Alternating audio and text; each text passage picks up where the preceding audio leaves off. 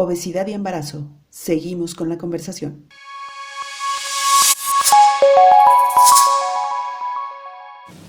Fíjense que nada más que vamos a hablar de riesgos de obesidad en el embarazo. Un tema en donde nos vamos a enfocar en cosas tanto de mayor complejidad como la menor complejidad. Una de ellas es la pérdida del embarazo. La obesidad, fíjense que tiene relación con el aborto espontáneo. Las mujeres obesas poseen un riesgo aumentado de aborto espontáneo y aborto recurrente mucho mayor que una embarazada normal. Y otra cosa bien delicada, el óbito fetal. O sea, la muerte fetal antes de un parto también existe y también está aumentada en las embarazadas. Poseen un 40% más de posibilidades en presentar un óbito, o sea, una muerte fetal durante su embarazo. Chequen muy bien esa situación, pacientes, porque para que vean cuál es la importancia de embarazarse después de tener o tratar la obesidad. Porque quiero comentarles algo, la obesidad en general es una enfermedad, ¿sí? Los que tenemos de cierta forma ese sobrepeso, esa obesidad, pues estamos enfermos, o sea, hay una situación de enfermedad. Ahora, si te vas a embarazar sobre una enfermedad. Y entonces, ¿qué otras complicaciones puede haber? Pueden haber complicaciones metabólicas, el famoso y nombrado hígado graso, ¿sí? El hígado graso, al final, es una situación en donde lo podemos descubrir con un aumento de las transaminasas.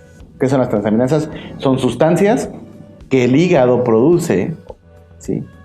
Son enzimas que el hígado produce, pero cuando está inflamado el hígado, o cuando tienes un hígado graso, produce de más. Y entonces las transaminasas, o estas enzimas, se van a aumentar. Y en un estudio de laboratorio vamos a encontrar eso. ¿Y con qué lo podemos confundir? Con la preeclampsia. Acuérdense que comentamos que en la preeclampsia se suben las transaminasas. Esto es bien importante de comentar. ¿Qué otra complicación metabólica creen que sea? A ver, lo que es muy común en México, aparte de la hipertensión, aparte del sobrepeso o la obesidad, la diabetes. La diabetes mellitus pregestacional, inclusive hay un artículo que nombra una diabetes mellitus oculta.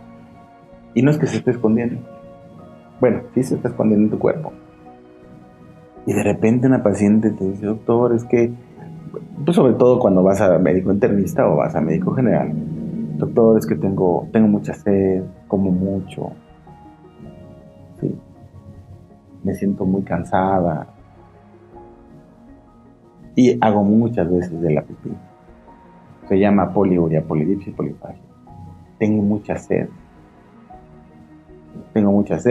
como mucho y hago mucha pipí. Son síntomas de diabetes. Y entonces imagínense una paciente que se embaraza siendo diabética. No es que no tenga derecho a embarazarse. No se confunda. Yo no estoy en contra de los derechos de las personas. La paciente tiene todo el derecho a embarazarse. Pero hay que tener también, así como el paciente exige un cuidado o un cuidado del médico, o que el médico actúe de forma cuidadosa y profesional, también nosotros los médicos les pedimos a los pacientes que sean cuidadosos en su salud. Y que si en un momento dado tienen una paciente, tiene diabetes, y saben que son diabéticos, porque el que no sabe, pues, como dice Gatell, el que no sabe, sabe. Entonces, si no sabe y se embaraza, seguramente si seguimos o si el ginecólogo con que usted está sigue los cánones o sigue la lex artis ad hoc, pues seguramente lo voy a investigar en cualquier momento. Porque nosotros tomamos algunos estudios de laboratorio. Y entre la semana 20 y la semana 24, tomamos unos estudios de laboratorio en donde incluimos en un momento dado, ¿sí?, una curva de tolerancia a la glucosa o un test de glucosa postprandial a las 2 horas. Y seguramente por ahí vamos a encontrar, y que nos ha pasado, Pedimos esos estudios, sobre todo en la consulta de embarazo de alto riesgo. Pedimos esos estudios y ¿qué creen? La paciente nos sale con glucosas de 120 en ayunas, 130 en ayunas y de 200 postprandial o hasta de 250. Esa paciente prácticamente tiene un diagnóstico de diabetes y que muy probablemente haya sido diabetes pregestacional. Ahora, es bien importante que hagamos una diferencia entre una diabetes mellitus y una diabetes mellitus gestacional. Bien importante porque, en general, bueno, aunque la diabetes mellitus, como tal ya mellitus ya no está como aceptado según la ADA de 2022, la diabetes gestacional o pregestacional sí tienen ciertas diferencias y sobre todo porque la diabetes pregestacional pues es una enfermedad crónica. Y también hay que saber a qué responde. Si responde a insulina o si responde a un medicamento que se llama metformina. Entonces, sí hay que tener mucho en cuenta. O inclusive pacientes que tengan un problema de intolerancia a los carbohidratos, en donde somos pacientes que tenemos un sobrepeso, pero que no llegamos a tener todavía la diabetes, pero que estamos a un paso, a un gancito de la diabetes. Estamos a un solo gancito de la diabetes. Y que se ha congelado, más rico todavía. Pues imagínense nada más. Así cuando vean a su amigo, a su tía, a su hermano, y digan, estás a un gancito de ser diabético. ¿Vale? Entonces, eso es bien importante que lo comentemos. Y obviamente, el paciente embarazada tiene 2.6 veces mayor posibilidad de tener diabetes gestacional y con un índice mayor de 40, un índice de masa corporal de 40, tiene hasta 4 veces. O sea, una paciente que tiene un índice de masa corporal mayor a 40 tiene 4 veces de tener una diabetes gestacional. ¿Qué otra cosa o qué otro riesgo tenemos en embarazada y obesidad? La hipertensión. La hipertensión gestacional, el riesgo aumenta 2.5 veces en pacientes primigestas obesas y en 3.2 con una obesidad severa, o sea, un índice de masa corporal mayor a 40. Existen también complicaciones dentro de la hipertensión en el embarazo, como la preeclampsia, y la preeclampsia severa, en donde ya es 1.6 veces más frecuente en pacientes obesos y 3.3 veces en pacientes con un índice mayor de masa corporal mayor a 40. 3.3 veces más. ¿Qué importancia tiene eso? Complicaciones en el parto. Embarazos prolongados. Más allá de 42 semanas, la paciente definitivamente no tiene trabajo de parto. Llega a las 41 semanas y no tiene trabajo de parto. Llega a las 42 y no tiene trabajo de parto. Se puede prolongar el embarazo. ¿Y qué es lo que pasa? Acordémonos que el refrigerador, que es la placenta del bebé, está diseñada para que aguantarlo 42 semanas. No más. Entonces, ya para esa época y para las 42 semanas ya se acabó su reserva. Ya no hay gancitos. Ya se acabó. Entonces, pues ese bebé se desnutre o se puede llegar a tener un desenlace fatal. Hay mayor riesgo de cesárea. ¿Por qué? Porque al tener un embarazo prolongado o al no tener actividad uterina, inducimos un trabajo de parto y hay una falla de inducción de un 40%.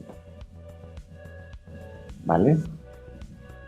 Un trabajo de parto prolongado también, o sea, el trabajo de parto se alarga y vamos a acabar haciendo una cesárea. También existe un riesgo de hemorragia postparto, un riesgo de atonía uterina, un riesgo obviamente relacionado con el bebé. Si son bebés macrosómicos o pesan más de 4 kilos, imagínense nada más que ese bebé de 4 kilos va a nacer por el canal vaginal y va a desgarrar el canal vaginal. Entonces va a tener un riesgo de una incidencia mucho mayor de desgarros. Entonces, vean qué importancia hay en ese tipo de cosas. El parto prematuro. Amenazas de parto prematuro, lo mismo. Podemos llegar a tener actividad uterina antes de tiempo. Y eso nos da una posibilidad de un embarazo, de parto prematuro. El embarazo posttérmino, ya lo comentamos, de 42 semanas. bebés grandes como son cromosomopatías o la macrosomía, la apnea del sueño. Hay un síndrome que se llama, bueno, obviamente es un síndrome que te da apneas, o sea, tú cuando estás durmiendo roncas mucho, o de repente es el paciente que parece que se le están cruzando los cables y se está casi ahogando, y se levanta la esposa y le dice, ¡para! ¡Respira! Sí, ¿qué pasó? Estaba soñando que era policía, ¿no? Estaba soñando que era bombero. ¿Vale? Entonces, el síndrome de Pickwick es un síndrome en el cual es pacientes gorditos, más gorditos que yo, en donde tienen cuello corto, en donde ya es el paciente de repente, tristemente, porque realmente de repente está platicando como ahorita con ustedes yo, y de repente se puede llegar a dormir. O sea, sí, compadre, que no sé qué, que el bloqueo y no sé cuánto. Imagínense. Eso ya es un síndrome de Pickwick o apnea del sueño. Y otra cosa que también en los pacientes obesos pueden tener problemas neurosensoriales, como es túnel del carpo. ¿Sí? Y el túnel del carpo es común que se dé en los pacientes que usan mecanografía o usan mucho la computadora. Pero podemos tener ese tipo de padecimientos. ¿Sí?